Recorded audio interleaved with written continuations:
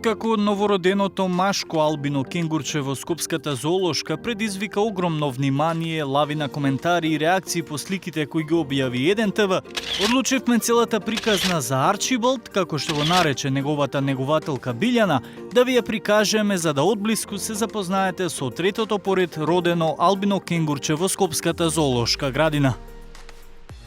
Еве, втор пат, да речеме и трет пат имаме случај со албинизам. Моментално надвор на терен е нашата поголема албино кенгурица, да наречам така, тоа е Пикси, која јас лично ја одгледав од минатата сезона, тоест од минатата година, од прилike април месец, така да успеав некако да се помачам на извесен начин.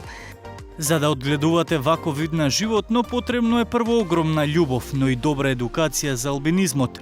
Но кога се има желба за работа, тогаш грижата за албино кенгурите станува и лична сатисфакција. Желбата за да ја израснам до овој стадиум и да ја видам слободна да трчка и да е социализирана со групата друга, мене ми беше тоа моја лична најголема сатисфакција, меѓутоа тоа ја го вложив и заради реномето на зоолошката градина, да знаат дека пошто извесен период имавме малце и негативна критика пред години уназад, меѓутоа сега во овој период, последниве 5 до 8 години веќе работиме на случајот да бидеме со европски карактер. Сигурно се прашувате со што ги хранат кенгурите и колку поднебјето во Македонија и климатските услови ги задоволуваат нивните потреби. Се хранат со сено, со житарки, со сезонско овошје и зеленчук, со безглутенски леп интегрален, што многу поретко се дава. Инаку сеното им е како основна и главна базична храна.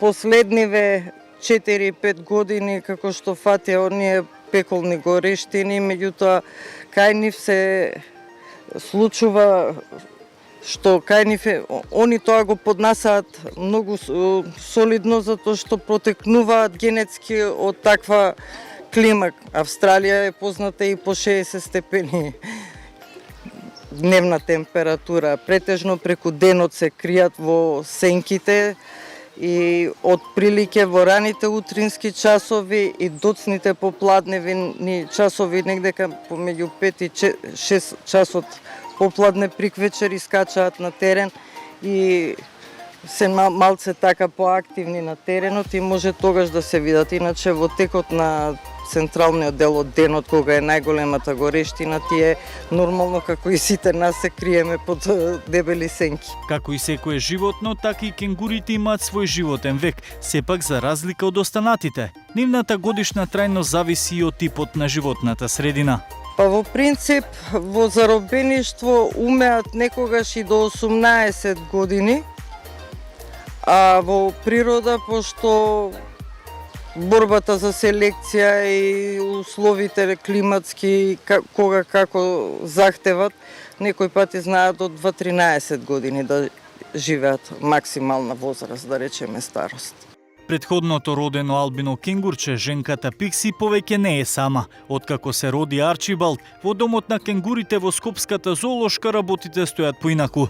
Ние искрено се изненадивме од условите во кои се одгледуваат, а позитивно бевме и шокирани откако негователката Билјана ни раскажа за нејзината поврзаност и љубовта која меѓусебно ја чувствуваат.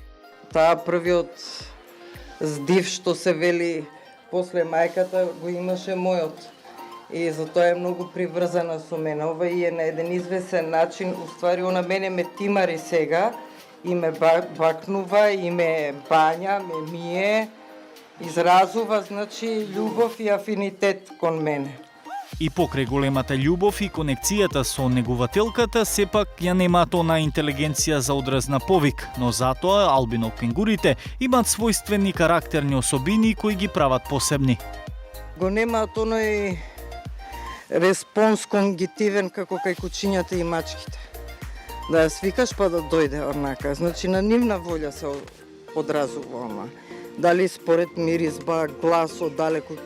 Неколку пати ја имам викано во случај Пикси, извинете, ние малци имаме и гасови, иначе познати се по мајските оперски вечери. Посебноста ги прави во смерница, што се да речеме, ете, како троношци, за разлика од други видови што идат, да речеме, некои се со 2, некои се со 4 нозе, они се со троногалци.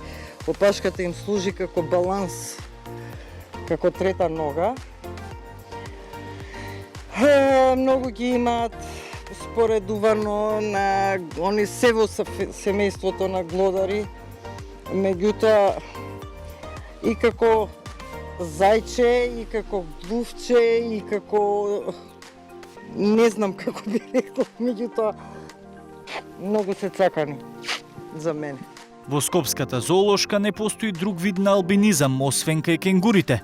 Овој феномен е само трет ваков случај кој произлегува од генетски рецидив, што најчесто се добива во случај на инцест парење меѓу блиски роднини.